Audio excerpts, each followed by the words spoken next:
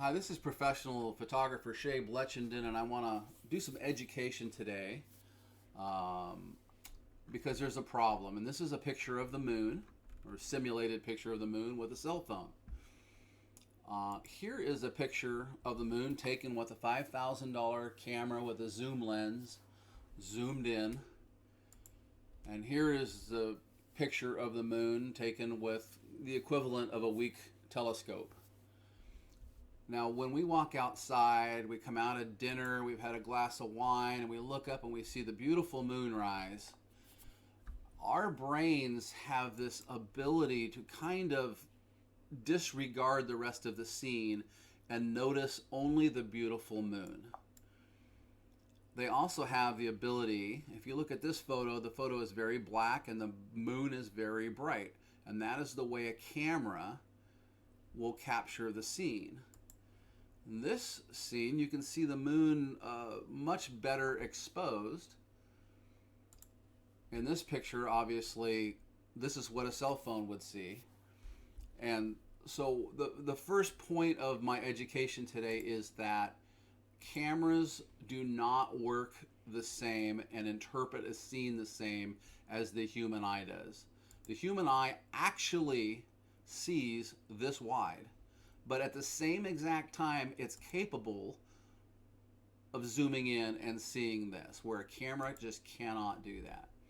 So I do real estate photography, so let's talk about it from a real estate photography point of view. Let's say a client calls me and says, I want you to photograph my home, which is for sale, and I'd like to be able to photograph the full moon. We get beautiful full moon rises at my house, and I want you to capture that. So this is what they kind of have in mind, but there's a problem here. This was once again taken from 1,000 millimeters. It was taken from a quarter mile away, and we can't see the house. I don't know if this is a 2-story house. I don't know if it's a 1-story house. I don't know if it has a swimming pool or a tennis court. Let's look at another picture. Okay, so now we've gone a little wider. Now I can see part of the building, but look what happened to the moon.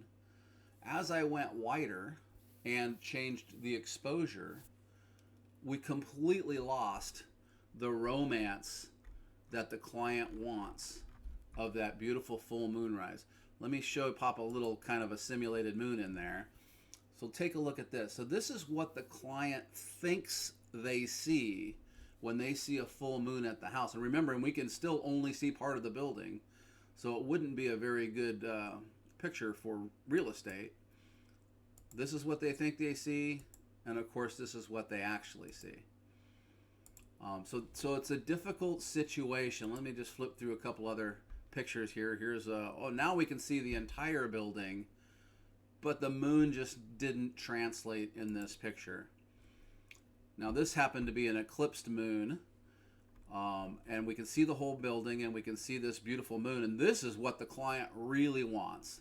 Yeah, that's awesome. Well, guess what? This was taken from a quarter mile away with the equivalent of a telescope, basically, a weak telescope. When a person shows up to photograph your home, they're not going to have the ability to take pictures like this. And of course, you want 30 or 40 amazing pictures.